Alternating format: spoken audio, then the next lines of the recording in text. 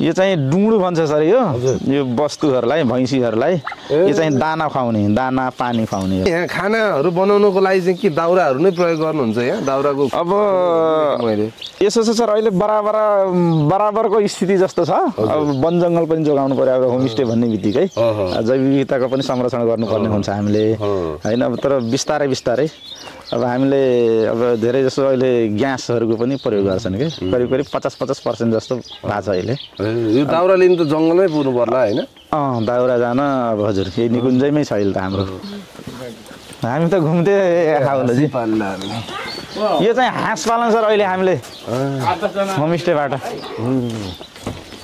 यो चाहिँ के किसानहरूलाई यहाँको अब भनौँ न बोटे समुदायहरूलाई चाहिँ यो हाँस के अनुदानमा दिए कि किनेर ल्याउनु भयो यो अनुदानमा दिएको सर हामीले यो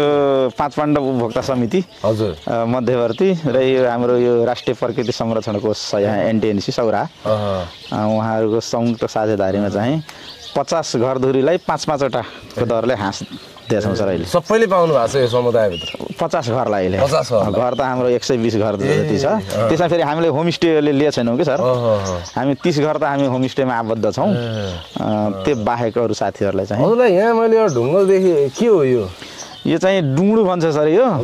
वस्तुहरूलाई भैँसीहरूलाई यो चाहिँ दाना खुवाउने दाना पानी खुवाउने ढुङ्गलको त होइन यो सिमेन्टकै हो सर पहिले काठको बनाइन्थ्यो सर फेरि यो डुँडो काठको हुन्थ्यो हजुर यो चाहिँ खाना पानी हजुर यहाँ दानाहरू दिने ढुट्टुहरू गोठहरू नि पुरानो शैलीमा देखेँ मैले होइन हजुर अब यो किसिमले वस्तुहरू चाहिँ धेरैले नै पालेछन् अहिले दुध डेरीतिर जस हामी होमस्टेमा बाहिर जानु पर्दैन सर दुध लिन अब भनौँ न भैँसी पाल्नु भएको छ दुध बिक्री नहोला भन्ने त्यस्तो खालको केही समस्या छैन